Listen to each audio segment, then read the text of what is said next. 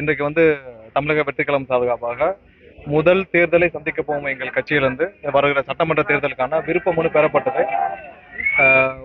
இன்று விருப்ப மனு துவங்கப்பட்டது. ஒரே நாளில் கிட்டத்தட்ட ஒரு 1.5 மணி நேரத்துல 10,000 விண்ணப்பங்கள் விநியோகிக்கப்பட்டது.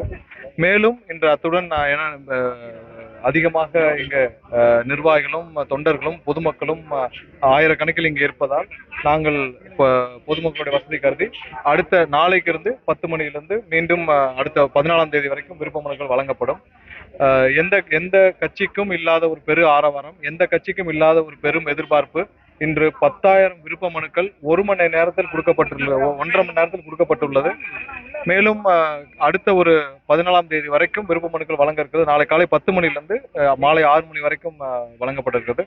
தொண்டர்கள் பொதுமக்கள் யாரும் இங்கே வருபவர்கள் உறுப்பினர் அட்டையுடன் பெற்றுக்கொள்ளவும், ரொம்ப பொறுமையா எடுத்துக்கிறவங்களுக்கான அனைத்து வசதிகளும் உள்ளே பல கவுண்டர்கள் ஏற்பாடு செய்யப்பட்டுள்ளது. பொறுமையா உங்களுடைய வசதிக்கேற்ப அடுத்த ஒரு 7 நாட்கள் 14ஆம் தேதி வரைக்கும் பெற்றுக்கொள்ளவும். எல்லாரும் ஒரே நாள் வர வேண்டியது அவசியம் இல்லை. ஏன்னா காலை 10 மணிலிருந்து மாலை 6 மணி வரை கொடுக்கப்படும். இன்று இத்துடன் அந்த ஒரு 10,000 விண்ணப்பங்கள் கொடுக்கப்பட்டதுடன் நிறுத்தப்பட்டது. ஏன்னா அதுக்கு மேல இங்க தொண்டர்களை நாங்கள் காக்க வைக்க விரும்பவில்லை. அதனால நாளையிலிருந்து துவங்கும் என்று அனைவருக்கும் அறிவிச்சுக்கிட்டோம். நாளைக்கு காலையிலிருந்து 10 மணிலிருந்து மீண்டும் கொடுக்கப்பட உள்ளது. நாளை காலையில 10 மணிலிருந்து தொண்டர்கள் அடுத்த 14ஆம் தேதி வரைக்கும் இருக்கு.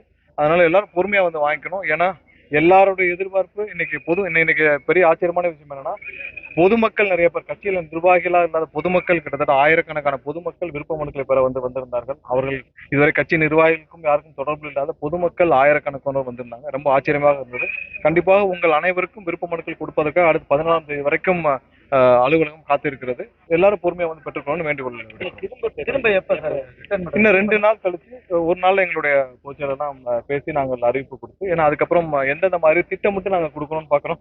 அதனால திட்டமிட்டு திரும்ப பெறும் தேதிகள் ஒரு நாளில் அறிவிக்கப்படும். எங்க பொதுச்செயலர் எல்லாரும் தலைவரோடு டிஸ்கஸ் பண்ணி அறிவிக்கப்படும் சொல்லுவாங்க. சார், இப்ப அதிமுக தலைவர்கள் தொடர்ந்து இருக்காங்க. நேற்று கூட சொல்லியிருக்காரு, விஜய் கருப்பு பணம் வாங்குறாரு, அது உண்மைதான் அப்படின்னு சொல்றாரு. இந்த மாதிரியான விமர்சனங்கள் வைக்கப்பட்டுட்டே இருக்கு. அதாவது எங்கள் தலைவர் மீது இவர்களுக்கு எதுவுமே கிடைக்காதனால இந்த மாதிரியான ஒரு சில இல்லாத கலங்கங்களை சொல்லிட்டு இருக்காங்க.